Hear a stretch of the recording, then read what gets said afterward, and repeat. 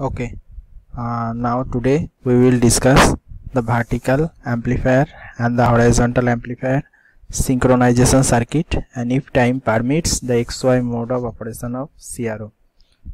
Now first of all, vertical amplifier. Now you can see on the screen that vertical amplifier is principal factor determining the two main factor of the CRO. First one in sensitivity and second one is your bandwidth of the oscilloscope. Now as the name implies, it is an amplifier. Now every amplifier is associated with a gain bandwidth product.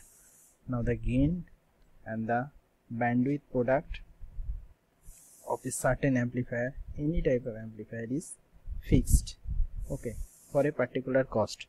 That means if the amplifier cost is fixed, then your gain and bandwidth product is set at a particular value. Now if you want to change the value of the bandwidth, then automatically for a particular cost of the amplifier the gain is reduced, and if you want to change the gain of the amplifier, then bandwidth of the amplifier is automatically reduced to accommodate a particular cost. Now if the gain and the bandwidth product of an amplifier is increases, then the cost of the amplifier is also increases. Now in the case of the CRO, the gain of the vertical amplifier is actually determining the sensitivity of the CRO. Now what do you mean by the sensitivity of the CRO? Now the sensitivity of the CRO is actually determines that to deflect the electron beam vertically, how much of the electron beam is actually deflected for a specified input signal, that is the sensitivity of the CRO in the vertical amplifier, or in the case of the vertical deflecting plate, or in the Y plate. Now you know, I have said in the previous class that CRT skin. So suppose this is your CRT skin. Now the CRT skin is actually divided into certain grid lines. Okay, now this grid line may be external, may be internal, may be projected, as I have said earlier. So this grid line is called the graticule. Now the spacing between the grid lines is actually the 10 mm. Okay, now the sensitivity of the smallest sensitivity, that can be the smallest voltage that can be faithfully reproduced onto the CRT skin, is that if certain amount of voltage that is required to deflect the electron beam 1 point away from the previous point. Okay, that means, and this is expressed as volt per division. Okay, that means how much the volt per division is actually determined how much voltage is required to deflect the electron beam 1 division away. Okay, so it is actually express the sensitivity, and as it is associated with the vertical deflecting plate, then we can say that the vertical deflecting amplifier or the vertical amplifier is actually determining the sensitivity of the CRO. Now as I have said that it is expressed in volt per division, so the smallest sensitivity that can be expressed in the CRO in general is 5 millivolt per division. That means 5 millivolt voltage is actually deflecting the electron beam by this 1 voltage division, that can be faithfully reproduced by the CRT skin or the CRO skin. Okay, now the bandwidth. Now the bandwidth of the oscilloscope, or maybe in general the bandwidth of any type of amplifier, curve of this amplifier is expressed like that. So this is the gain and the bandwidth curve. Now the gain and the bandwidth curve is expressed like this, and from the graph you can see that the actual bandwidth is determining by this whatever may be the 3 dB gain. Within this 3 dB gain, whatever may be the frequency range, that is determining the bandwidth.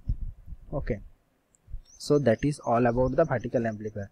So the main point I am repeating again about the vertical amplifier is it is determines the sensitivity of the amplifier. or sensitivity of the CRO. Now the sensitivity of the CRO is determining that the smallest voltage that can deflect the electron beam one voltage division away, that is the sensitivity, and the smallest voltage or the greatest sensitivity that is expressed in general CRO is 5 millivolt per division. That means 5 millivolt voltage is actually responsible, the smallest voltage responsible to deflect the electron beam one voltage division away. And also in the case of the general amplifier circuit, we can say that the gain and the bandwidth product is fixed for a particular cost of the amplifier. That means for a particular cost, if you want to change the gain of the amplifier, then the bandwidth is reduced, and for a particular cost, if you want to change the bandwidth of the amplifier, gain is also reduced. And for the next phase, if you want to change the whole of the gain bandwidth product, that is also increases, then the cost of the amplifier is also increases. So that is all about the particular. And also this is the gain bandwidth product curve of any type of amplifier, or that is also true in the case of the vertical amplifier also. Okay, so next is the horizontal amplifier. Now horizontal amplifier,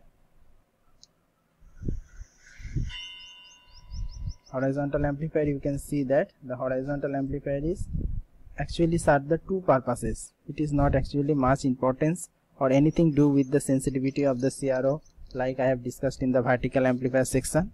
It is serve actually two purposes. First is whenever the CRO in the used in ordinary mode of operation. Ordinary mode of operation means in the X plate of the CRO I am providing the sweep circuit or the time based generator circuit, and in the Y plate I am providing the unknown signal. And in this ordinary mode of operation, what we are getting in the CRO skin is the unknown waveform, that is like that. Okay, and the time based generator circuit is providing a sawtooth waveform, but that is not visible onto the skin. We are only seeing the unknown signal. That is the main purpose of the CRO when the CRO is operating in the ordinary mode of operation. And next in the XY mode, if the time permits, we will discuss the XY mode. Now the XY mode of operation in the case of the horizontal amplifier comes into picture when the CRO operates in the XY mode. And in the XY mode, I am saying a little bit, then the XY mode, in the case of the ordinary mode, in the X plate we are applying the sawtooth waveform. Okay, that is known frequency or amplitude, whatever may be, and in the Y plate we are applying the unknown signal. But in the XY mode, in the Y plate we are applying the unknown signal as usual, but in the X plate we are applying a known signal, that is not the sawtooth signal, a known signal whose frequency and phases and amplitude is known to me. And here our main aim is not to plot the any kind of waveform. Here we want to plot, or here we want to measure the unknown waveform phase and frequency from that measurement.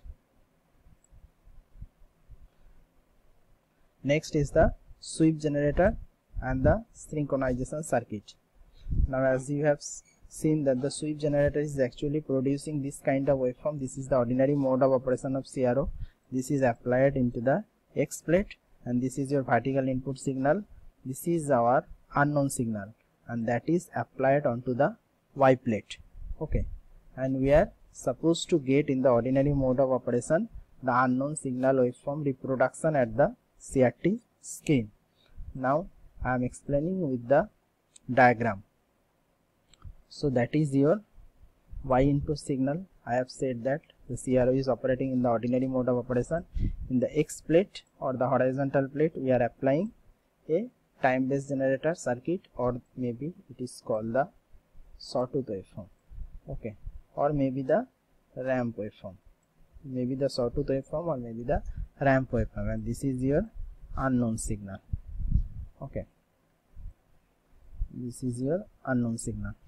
So in the case, what happened in this case, that this sawtooth waveform is responsible for moving the electron beam to the left to right, and this unknown signal is responsible to move the electron beam up and down, as I have said earlier. Now you can see that this is the time based circuit. Okay, so the main aim is here that the time based generator circuit and the unknown signal should be in synchronized. Synchronized means the frequency of the time based generator circuit should be in multiple of the unknown signal circuit. Okay, maybe one multiple or maybe the n multiple, whatever may be, but it should be in multiple of the unknown signal.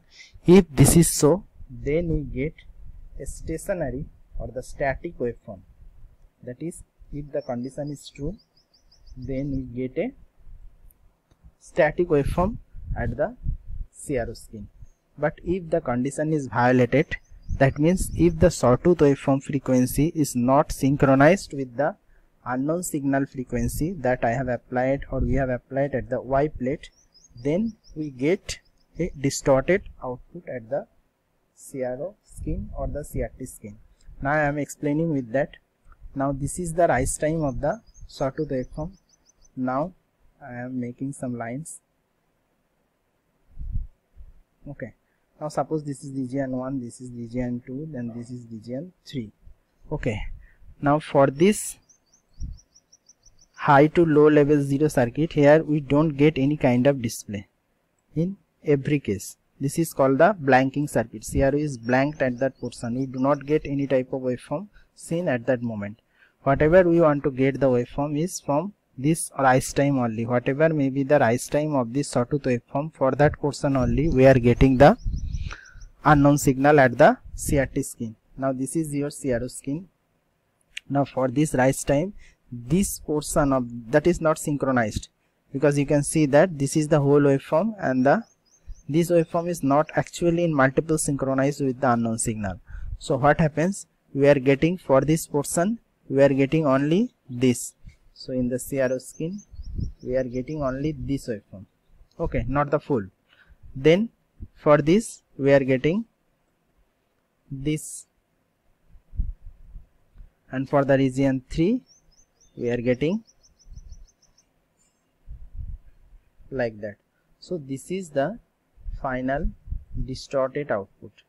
It is called actually the distorted output, that is happens to see in the CRO skin. Now whatever the exact output waveform that I am going to see, so this is not static waveform or the actual waveform that we are going to see in the CRO. But if this is your, suppose this is your sawtooth waveform, okay, this is the time period of the sawtooth waveform, and with this time period, suppose your input signal is like that. So this is your input signal frequency, whatever may be your input signal frequency, and this is your sawtooth waveform frequency. So whatever we want to suppose to get in the CRO skin, we are getting a whole input signal like that in the CRT skin. Now if the sawtooth waveform signal is high, okay, then this, suppose this sawtooth waveform frequency, okay, this frequency is high than the unknown signal, then you can see that you have encountered in the laboratory, your laboratory, that this waveform is not static, it is going to move in the rightward direction. And if this waveform frequency is less than the unknown signal, then you can see that sometimes your unknown signal that you want to plot in the CRO skin is going to move in the left hand side. So that means they are not static.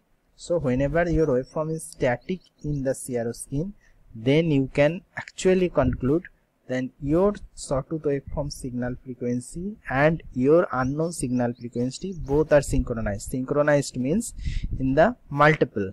Multiple means maybe same, maybe 2 times, maybe 3 times, maybe 4 times, that is a whole number. So then we can see a static waveform in the CRO skin. Okay, that is all about the vertical amplifier, your synchronization, and the synchronization circuit is provided. The block diagram you can see from the note. In the synchronization circuit is provided different mechanism for the synchronization circuit, that you can see the block diagram, but that is the basic principle. Okay, so that is all about for today. Thank you all.